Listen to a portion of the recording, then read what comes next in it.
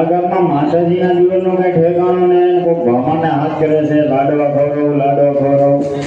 અરે તું બ્રાહ્મણ છો? તરામાં ઠગી લાગી. વાઘનગરની કોઈ ખરાબ વાત કરવાની હો. વાઘનગરમાં કોઈ જાતની કમી નથી ને ગરબી માટે જીવનની કોઈ કાંઈ નથી ને વાઘનગર ઘણું છે એવું ગામ છે ને મોટું ગામ છે. લાગે તો પિત્તળ ગામ છે. ગામમાં કઈ વાત જ થઈ માથું માંડી તને મળી ગયા એવું છે. આ બ્રાહ્મણ તમે કોણ છો આ ગામમાં? હું આ ગામનો મુખી છું.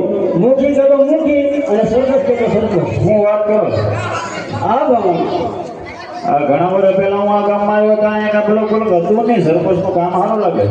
અત્યારે નવો સરપંચ થયો ને એનું કામ બહુ સારું છે. એવું છે. હા મને કેમ તેડાયો હોય ત્યારે લાડવા ખાવાનું કહેતો હતો ને? મને બ્રાહ્મણ ઈચ્છા થઈ તો મેં કહ્યું બ્રાહ્મણને લાડવા ખવડાવું. લાડવા તમારા હોય તો લાવો. એમાં કઈ વાત ન લગાડવાની હોય. લાડવા હા તો લાડવા તને ના આવડતા? લાડવા વાળતા તો આવડે જ છે ને. લાડવાનું કઈ તૈયારી તો કરી મામા. પેલા તારે જાણવું શું છે એ કે પેલા તું શું જાણ? પેલા અમે કાશીના બ્રાહ્મણ છીએ બરોબર. હા બરાબર. અમે ટીપણા બધું જાણીએ.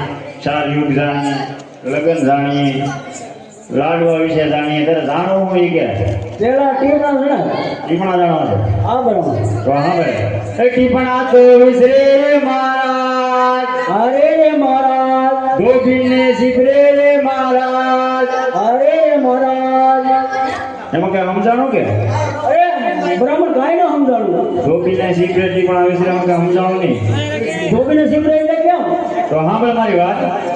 હું જે તો જમનામાને ઘેરે હા ખડીયો ટીંગાડ્યો ખીવીએ. હા ધોબીએ એવો કપડા લેવા. હા ગોરાણીમાં એ ખડીયો આપી દીધો. ધોબીએ શીખરે ધબધબાવી નાખ્યો. બોલો વિસરે કે નહીં?